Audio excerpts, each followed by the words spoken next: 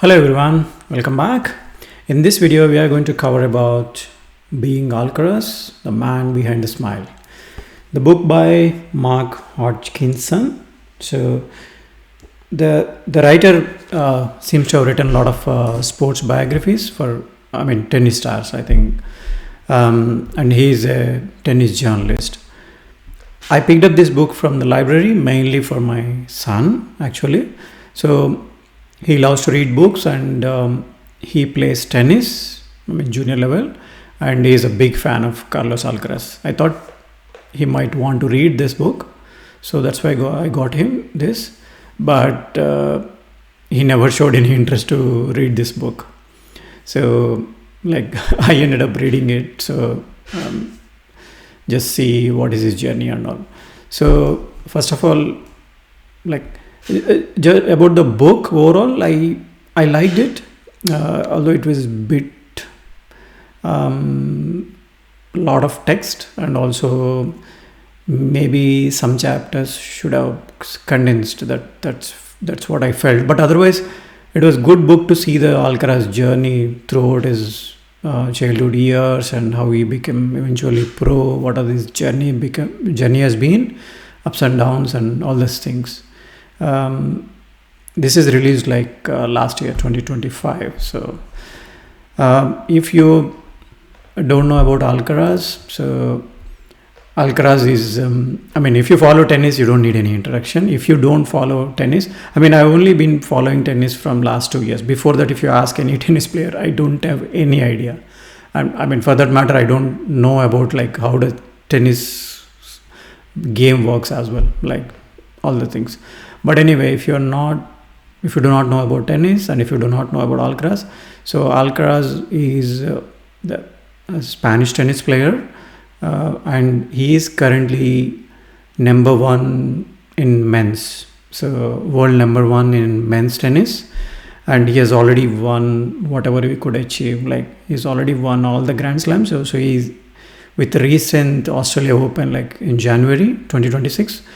He is the youngest player to win all the Grand Slams in men's career Grand Slams, or what do they say? So, but number one, a lot of players became number one, and a lot of players won all the Grand Slams. It's more about how Alcaraz go about his game, how solid his game looks, how enjoyment it looks when he's on the court and playing, and mainly about how he smiles while playing. A lot of people very tough, and they're just kind of very into the game, but he plays very calmly, but the smile as well.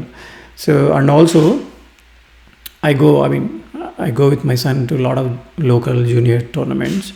So if you see a lot of kids, and if you ask anyone who is your current favorite tennis player, excuse me, out of at least 7 out of 10 kids will say without any doubt Carlos Alcaraz. So, and sometimes it is funny to see on the courts, they try to mimic his shots or anything. So he is kind of a generational talent right now.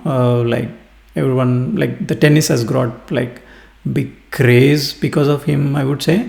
And I saw it firsthand when we went to Australia Open this year. And so you can watch players when they have a practice schedules as well, other than the actual matches. So when there is a Alcaraz practice schedule, you can't literally see anything because those many people are surrounding in that court.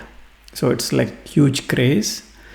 So overall book is good, but I think I picked up 3 main events, you would say, in his life, which helped him grow very quickly. I think without these events, I don't know, you could say he might have still made it to the pro, and eventually he would have won the Grand Slams. But maybe my feeling is this 3 events or 3 people helped to accelerate his tennis career.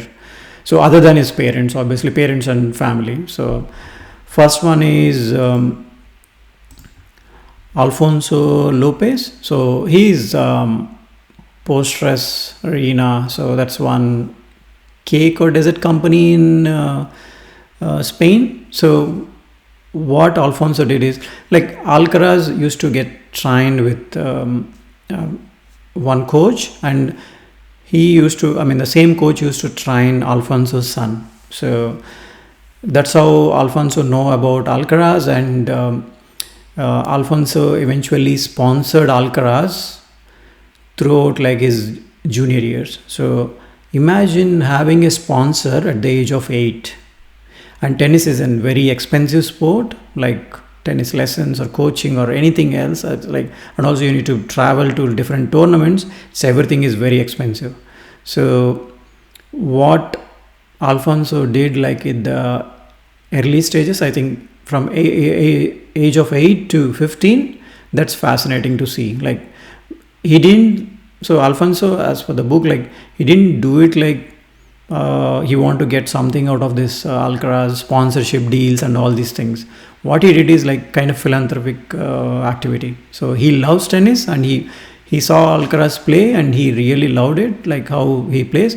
So he thought he can support him, like local players and all. So that's how, so he's like president of that Postres Arena, is whatever you see on the Alcaraz logo, Alcaraz shirt logo, that's what the company. And so he used to be having that logo patch until he get the Nike sponsorship at the age of 15 or 14.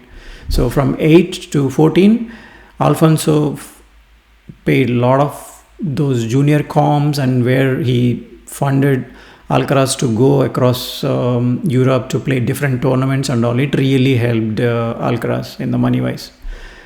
And the second person, or the second event, is Albert Molina. So he is, as a role wise, he is an agent. He is a sports agent for Alcaraz, but he plays much bigger role in Alcaraz's career.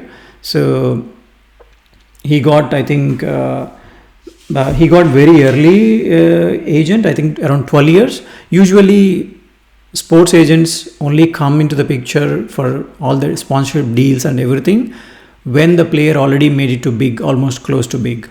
So, but in this case, Albert followed Alcaraz for like at the age of 12, like for 6 to 8 months to see how he plays and everything. He really liked it, and he felt that Alcaraz will make it big. So that's how he signed up with Alcaraz, and he got a lot of deals for him, as well as initial years, as Alcaraz needed a lot of almost like US 100k US dollars per year for coaching and all these things.